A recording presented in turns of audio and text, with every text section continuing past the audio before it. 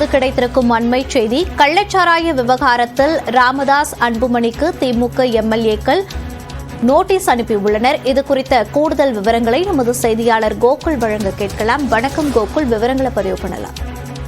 கள்ளக்குறிச்சியில் விசச்சாராயம் இருந்து உயிரிழந்த விவகாரத்துல 2 எம்எல்ஏக்களை தொடர்புபடுத்தி மருத்துவர் ராமதாசும் பாமக தலைவர் அன்புமணி ராமதாசும் பேசி இருவரும் ஒரு கருத்தை தெரிவித்திருந்தார்கள். அதற்கு சங்கராபுரம் எம்எல்ஏ உதயசூரியனும், ரிஷிவந்தி எம்எல்ஏ வசனம் கார்த்திகேயனும் அதற்கு மறுப்பு தெரிவித்திருந்தார்கள்.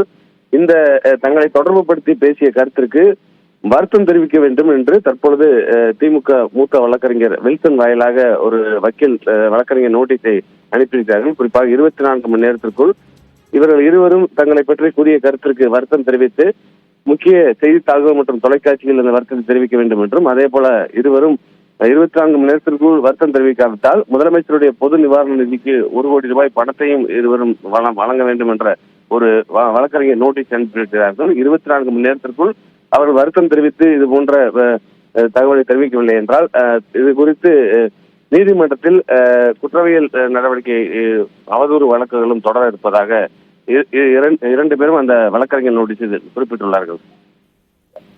விவரங்களுக்கு நன்றி கோகுல்.